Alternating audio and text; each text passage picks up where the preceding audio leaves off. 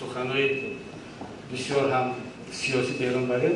یکی از دوستانم که در مقامات کار میکنه بعد از سیاست شدن آقای سیف‌الله یک دو مقاله نوبتیش خواند، گفت که همین استاد سیف‌الله باز هم مقاله سخت نوشته شد، یعنی همون یک نصیحت کنید خیلی خوب نیست. گفتم که دیگر استاد سیف‌الله تون گفتی من نمیگیرم، این سرش بیرون شده در یک جای دیگر میزده ولی دیگر گفتی من هم باشیدم دیگر نمیگیرم. لیکن واقعا شوخی میکنیم ولی این شوخی های هست که از حقیقت‌های تلخ برمی‌داره. خب кстати, Назаров Назаров, CNews. У меня такой вопрос. Вы упомянули о внешнем факторе. Хотелось бы узнать более подробности о внешнем факторе. Какие-то определенные группы преследуют именно дестабилизировать обстановку в стране, это страны или определенная группа лиц, или это идет продолжение геополитической борьбы у мировых держав и хотят столкнуть партию исламского возрождения с правительством? Спасибо. طبیعی است که ما ملت ما کشور ما در خارج فقط دوست ندارد، ما رقیبان داریم در منطقه و در سطح جهانی و بعضی‌ها تلاش میکنن که ملت ما را همیشه در یک حالت ضعف نااستواری نگه می‌دارند و از این منفعت‌های ژئوپلیتیکی خود را برآورده کنند. ولی فکر نمی‌کنم که این حادثه الهیده که با محمد علی رخ داد این به واسطه کار دست کدام نیروی کشور خارجی باشد و با دست آنها انجام شده باشد. این کار دست خود تاجیکستانی‌ها هست ولی در خدمت خارجی‌ها هستند. کسانی که این کار انجام دادند تاجیکستانی هستند، ما شک نداریم، ولی در خدمت خارجی‌ها هستند و به منفعت همون کشورهای خارجی کار میکنند. ببینید وقتی که گاه از منبرهای بلند صدا می‌دهد که اشاره میشه بیشتر به طرف حزب‌های سیاسی و بعضی سیاستمداران که در خدمت خواجگان خارجی هستند، در خدمت این آن هستند، باید گفت که تجربه نشان داد. تجربه اکثر دولت‌ها رو ببینید بعدا معلوم می‌شود که بیشترین خدمتگار خواجگان خارجی و در خدمت کشورهای خارجی بوده 90%شون در مقامات دولتی کار میکنند. نه در حزب و حرکت‌های سیاسی، نه در روزنامه‌ها و در رسانه‌های خبری. این تهمت رو باید که از بالای ملت، از بالای حزب‌های سیاسی، شخصیت‌ها باید برداشت. شما بگیرید آرشیوهای تمام دولت‌ها رو بخونید، از شوروی سر کرده. تمام بعد 30-40 سال همه آرشیوها باز میشوند. کسی که مشغولیتش آموختن تاریخ سیاسی است ورق میزند 90% خائنان در دالان‌های حکومت‌ها کار کردند.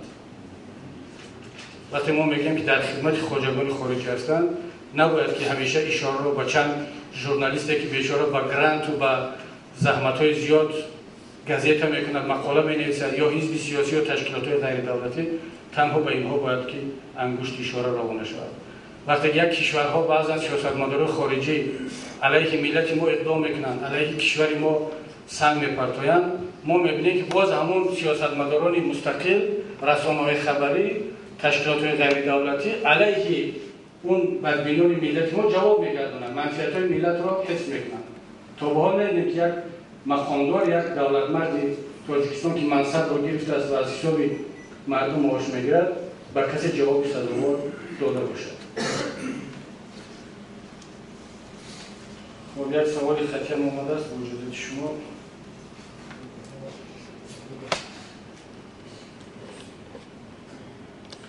در مسئله سخنان تحقیرآمیز ژیرینوفسکی آیا هنیت یگان بیانیه یا جواب بیان میکند یا نه؟ ببینید برادران عزیز، ژیرینوفسکی وکیل دومای دولتی روسیه هست و یک شخصیت رسمی هست، در تلویزیون رسمی یک دولت برآمد کرده است و به طور آشکار و شفاف تمام مقامات دیدند. حزب نهضت اسلامی تاجیکستان همچون حزب سیاسی اپوزیسیونی باید پیش از همه مشکلات معاونی خودش را حل کند که ما ببینیم که این رو نزنید. ملت اینا هستند. اول ما باید پیش راه جنایتکاران رو در داخل بگیریم. برای جواب دادن در اون سطح تلویزیونی دولتی مقام رسمی دولتی یک کشور ما تلویزیون دولتی داریم، مقام دولتی داریم، پارلمان داریم، وزارت کارهای خارجی داریم که از حساب ما معاش میگیرند و مسئولیتشان همین است که باید جواب بگویند. ولی این معنی اون را ندارد که حزب و حرکت ها و شخصان وطن دوست خاموش باشد. ما حالا نسبت این سخنان یگان اظهارات رسمی نداریم، ولی همچون شهروند، همچون وکیل از حزب نهضت اسلامی تاجیکستان این بیانیه را یک بیانیه نژاد پرستانه میدانیم. حرفایی که آقای ژیرینوفسکی در اون روز گفتند این را تحقیر ملت میدانیم، چون که اون کس ملت ما را طرز نشان دادن که گویا همش بررسی فقط بیماری میبرد و نارکوتیک و جنایتکار و بالاتر از این را تحقیر رهبری جمهوری تاجیکستان میدانیم. من حالا به سیاست‌های داخلی پرزیدنت تاجیکستان کاردار نیستم. این بحث ما و ایشان هست. ما انتقاد زیاد داریم و نگران هستیم از بعضی سیاست‌ها در داخل کشور، ولی امام علی رحمان پرزیدنت تاجیکستان است، پرزیدنت منم هست. تا امروز حالا ما اعلام نکردیم که دیگر به امام علی رحمان همچون پرزیدنت اعتماد نداریم. حالا هم اعتماد داریم و این تحقیر را نسبت پرزیدنت جمهوری تاجیکستان از طرف هر کسی که باشد ما قبول نداریم، محکوم میکنیم و باور هم داریم که مقامات رسمی ما جواب سزاوار خواهند بود. سهراب زیاد، تلویزیون فارسی BBC. آقای کبیری، شما در صحبتاتون از روند رسیدگی به قضیه لطوکوب محمد علی حید اظهار قناعتمندی کردید. میشه لطفا بگید که آیا گروه تحقیقاتی شواهد و مدارکی در اختیار شما گذاشتن که مایه خوشبینی شما شده باشد؟ و سوال دومم در مورد آمادگی‌ها به جشن 40 سالگی تأسیس حزب شما هست که میخواستم بدانم که آیا این آمادگی‌ها در چه مرحله قرار دارند؟ تشکر از شما. بله، ما گفتیم که از فعالیت امروزه مقامات وزارت داخله قناعتمند هستیم، برای که حس میکنیم که آنها از روی انصاف و وجدان کار کرده ایستادند.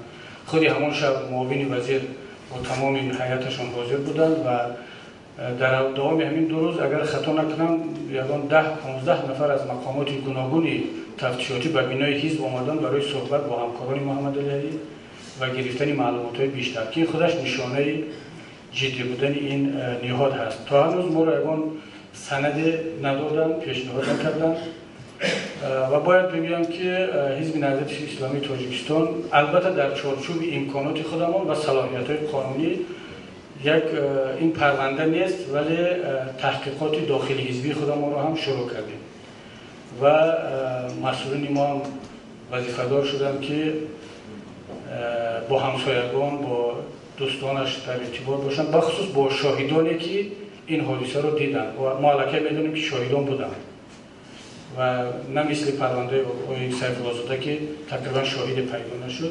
خدا را شکر که در این قضیه شاهدان هستند و کار مقامات تفتیشاتی هم آسان‌تر خواهد داد. اینجا شاید که قابل ذکر است بگویم همطور که بعضا اعلان جایزه ها و کمک رساننده ها باعث زودتر آشکار کردن جنایت ها هم می شود. مثلا در قضیه کشتار یکی از پیوندان رئیس جمهور تا جای می‌دونیم جایزه اعلان شد و کشتار زود آشکار شد. شاید وزارت کارهای داخلی همین گونه اقدام کند و برای کسانی که در پیدا کردن جنایتکار سهم می‌گذارند جایزه اعلام کند و این باعثی زودتر آشکار کردن جنایتکاران شود. حزب نهضت اسلامی تاجیکستان هم آماده است که علاوه بر آنچه که وزارت آمادگی می‌بیند یک جایزه $10,000 را برای هر کسی که در کشاندن این جنایت کمک می‌رساند سهم‌گذار اعلام کند.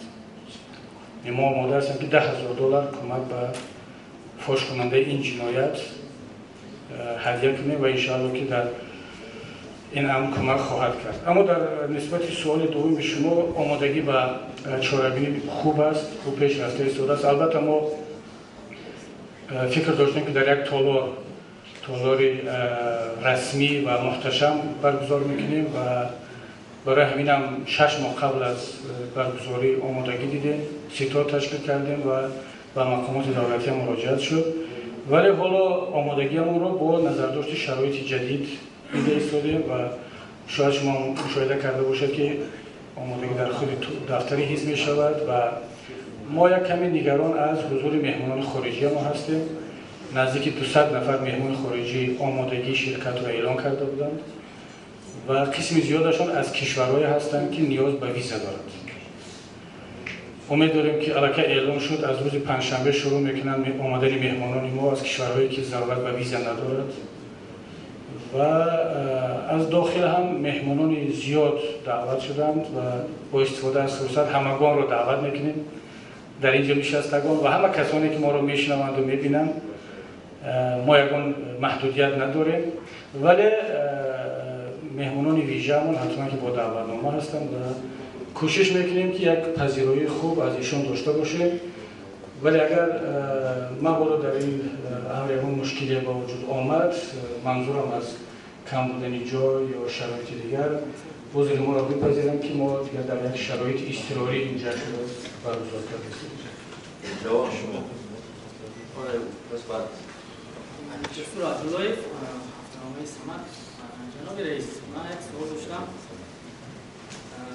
پیش از اول یک نکته رو میخوام قید کنم. مثلا چند سال اخیر شد تمام جامعه ترکستان باور موندن میخوان و همین گونه یک اندیشه هم رایج است که وقتی یک واقعه رخ میده، وقتی یک پدیده نامطلوب ظهور میکنن، میگن از این چیز سطح رهبریت سطح عمومی خبر ندارد و اگر خبر داشت حتما یک چوراندیشی میکنن و پیش رو این رو میگیرد. در مثال اخیر هم همین گونه یک چیز احساس میشود که مثلا اعضای حزب نهضت تا سطح معاون رئیس رو لطوکوب میکنند. در حصار مثلا این گونه یک واقعه‌های ناخوش رخ میدهد، با مکتوب‌های نهضت پاسخ نمیدهند. شما فکر میکنید که از همه این سطح عالی رهبریت سطح عالی خبر ندارد و اگر که خبر شد حتما یک کمک میکند و یا پیشروی ها رو میگیرد؟ من باور دارم که رهبریت سطح عالی کشور از این حادثه‌ها خبر ندارد.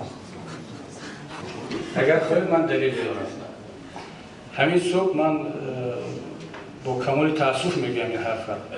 صحبتی که داشتم درباره دعوت وزیر کارهای داخلی و پارلمان و من رهبری گفتم که دلیل نیست برای دعوت وزیر. گفتم که نسبت وکیل مجلس نمایندگان در حصار چند روز پیش همین حادثه شد، مگر این دلیل نیست؟ گفتم که ما خبر نداریم. تمام رسانه‌ها در این باره نوشت، گفتم ولی رهبریت واقعا خبر نداشته است. من باور دارم که خبر ندارم.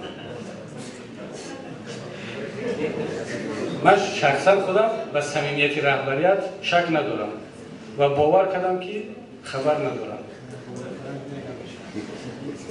و ما تا این قدر فکر میکردیم که رهبریت کشور از حال ما و شما خبر دارد. اکنون میفهمم که دیگر خبر نداشتم. نفهمیدم. حتما اگر خبر داشتم که معاون رئیس حزب را زدن چاره میبینن، حتما اگر خبر داشتن که نسبت وکیل همین تحقیق شده است چاره میبینن و این مسئولیت ما است که خبر کنیم دیگر. خبر نداشتم. خب من آمار رو به من رسید پیش از اون که دیگر دوستان سوال دهند. در همین ماه گذشته 459 نفر اعضا شده، 92 نفر از حزب خارج شدند. ولی این 92 نفر برای او خیلی زیاد است. حسابات ماه مرد و اینجا این حساباتی که الان به من دادند 92 نفر خیلی زیاد است. ما فقط سال 2013 این رقم ها را داریم که 60 نفر، 50 نفر، 92 نفر از حزب خارج میشن. ولی یک چیزی جای فکرم هست. سال 2012 350 نفر ماهانه بود. ولی در همین ماه مارس گذشته 459 نفر اعضا شده است. این الکی یک قدم به پیش است. همون چندی از جوانانی گفتم حصار و دیگر جاها واقعا جوانان آماده ایستادند و اکثرشون روحیه اعتراضی دارند. ما نمیخوایم که با ما جوانانی اعتراضگر فقط بیان و فقط به خاطر اعتراض کردن. سخنرانی بعضی نفران در ولایت سوخت بخصوص در ناحیه مسجد ضد حزب نهضت اسلامی تاجیکستان باعث آن گشت که در همون جلسه همون روز یکباره ده ها جوان اعضای حزب شدند. یعنی بعضی ها دانسته و ندانسته به خودشان خدمت خیرسانه میکنند و ما هم نمیخواهیم، آشکار باید بود که نمیخواهیم که یک جوان، یک شهروند به حزب نهضت اسلامی تاجیکستان فقط به خاطر اعتراض به کسی بیاد اعضا شود. ما میخواهیم که آیین‌نامه ما رو بخواند، آگاهانه و شناخته بیاد اعضای حزب شود. بچه آزادگان خیلی بچه ها من هستم از گروه رسانه‌های آزادگان. گفتید که در قبال لطوکوب معاون رئیس حزب نهضت اسلامی تاجیکستان آقای محمد علی حید پرونده جنایی باز شده است، اما تا الان نه همه خبرنگاران خبر دارند که پرونده با دسترسی کدام ماده ها گشوده شده است. سوء قصد به کشتار است یا اوباشی یا معده اوباشی؟ این سوال یکم است. سوال دوم، پس از لطوکوب سیف الله زاده رئیس دستگاه سابق و الان سخنگوی حزب و همچنین اعضای شورای سیاسی و سردبیر هفته‌نامه و بعداً لطوکوب محمد علی حید تصمیم شخصی جناب آقای کبیری چی است؟ شما ترس ندارید که شما را یکی از شب‌های تار دوشنبه لطوکوب میکنند؟ تصمیم شخصیتان چی است؟ و سوال سوم دایر به یک کاربر فیسبوک، البته فیک، اون نفری که شناخته نشده است، دیروز نوشت که تا جایی که من آگاهی دارم محمد علی حید 3 زن دارم. شاید یکی از خسرو بچه‌هاش لطوکوبش کرده باشد. نظر شخصی رئیس حزب و حزب چی است؟ مرحبا.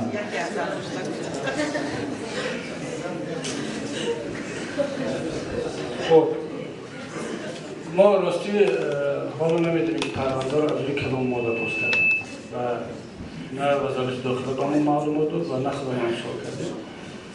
مهم که پرونده باز شده است و رفت تفتیشات انشاءالله نشان خواهد داد که مفتشان به کدام ماده رو پیش خواهند کرد. اما درباره ترس به شکل عموم نه، ترس نداریم، چون وقتی یک نفر میآید اعضای حزب نهضت اسلامی تاجیکستان بشود و باز در اون مسئولیت میگیرد، چه رئیس، معاون یا مسئول دیگر،